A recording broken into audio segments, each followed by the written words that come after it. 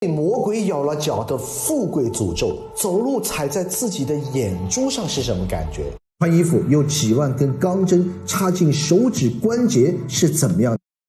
咳嗽就能让浑身的关节脱臼，又是什么滋味？这些描述就是千百年来饱受痛风折磨的患者对于痛风发作时疼痛的形容，而这些形容其实没有半点的夸张。在显微镜下面，痛风患者体内的尿酸结晶就像是数万根无比锐利的细针，无时不刻疯狂地刺入患者的肉体。而且痛风的恐怖远远不止让人疼到惨叫，它还会导致人体关节长出巨大的痛风石，轻则导致关节肿大变形成鸡爪状，重则腐烂入骨，不截肢就得一命呜呼。事情的严重性在于，痛风的发病率现在是每30年翻一番，引起痛风的高尿酸血症现在已经上升到了和高血压、高血糖、高血脂平起平坐的第4高了。而且生活水平越高，越容易发病。在过去，有资格患上痛风的人非富即贵，所以痛风也被称作皇帝病。甚至西方人认为这是对帝王的一种诅咒，高高在上的代价就是要被魔鬼咬住脚趾头。一长串的痛风患者名单上都是青史留名的大人物，光皇帝级别的就有亚历山大、凯撒、忽必烈、路易14、拿破仑。这导致一种奇葩的现象产生，那就是人们都以患痛风作为凡尔赛式的吹嘘的资本。1900年，伦敦的时报称，普通的感冒的名字很好，但痛风似乎能立刻提升患者的社会地位。在当时，痛风是上流社会的烫金标签。诡异的是，对痛风病进行追根溯源，它的确是影响地球历史的疾病第1名。痛风帮助人类进化出了智慧吗？虽然把痛风叫做皇帝病是一种调侃，但是生物科学家对此却有不同的看法。痛风对个体患者是挺恐怖的，但是对整个人类而言，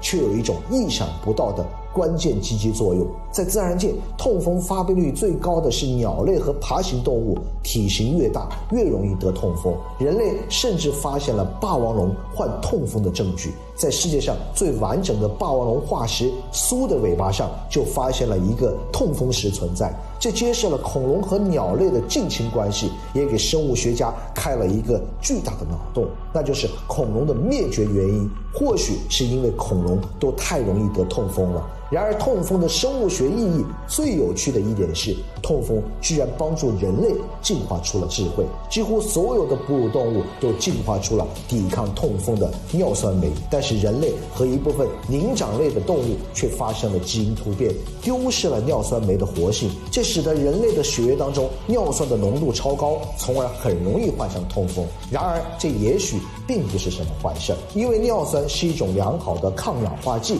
也是一种自由基清除剂，这大大的降低了癌症的发病率。同时，高浓度的尿酸也提升了人类的血压，让人类的直立行走成为了可能。最关键的一点，高浓度的尿酸极有可能是大脑智力发育的关键因素，在尿酸的助力下，人类才有可能进化出了更加聪明的大脑。所以人类患痛风这个坏事儿，可能是人类成为地球王者这个好事的副作用而已。抛开宏大生物进化这个层面，痛风也是影响世界格局的最大的疾病。无论拿破仑还是忽必烈，如果他们不被痛风折磨，导致判断力下降，或许世界的格局又是另外一个样子。甚至美国的诞生也有痛风在作祟。美国独立战争的直接原因是英国通过了汤森法案，在北美增税，而当时英国的首相威廉·彼特是极力反对这项法案的，但是他却偏偏患有严重的痛风卧床不起。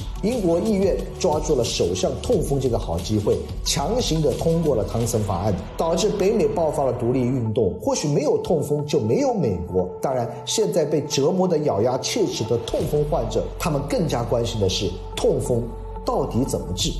奇葩的痛风医学史，痛风真的是太折磨人了。但是直到20世纪才找到了正确的治疗方法，之前的大部分病人只能病急乱投医。西方的医学之父希布克拉对痛风研究多年，他发现快要绝经的女人、没有发育成熟的男孩，还有被阉割的太监都没有人得痛风。于是他的结论就是痛风是欲望导致的，清心寡欲成了治痛风的治疗手段。清淡的饮食当然可以减少痛风的发作，但是一些不堪折磨的病人通过挥刀自宫来治疗痛风，这就太过分了。本着偏方治大病的方针，治痛风的奇葩办法何止于此？1518年的医学书上，治疗痛风的黑暗型秘方是烤鹅炖猫咪。18世纪用的是鸦片泡粪水，而到了居里夫人发现了 X 光的时代，治疗痛风的时髦猛药就成了服用核辐射的污染汤。除了这些狠招，当然也有舒服一点的，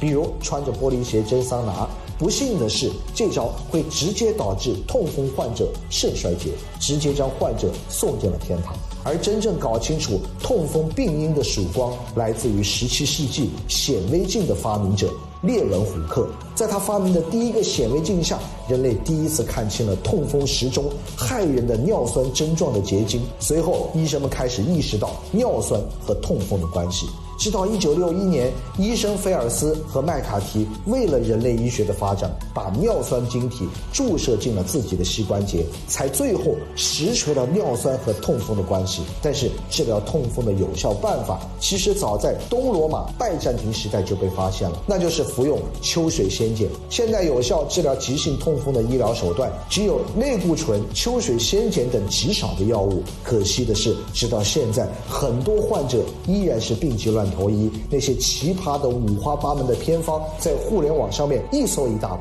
这些偏方的本质上和古人的烤鹅炖猫咪没有什么区别。在这里呼吁痛风患者一定要相信科学，看病还得去正规的医院。喜欢我的视频请关注我，下期视频再见。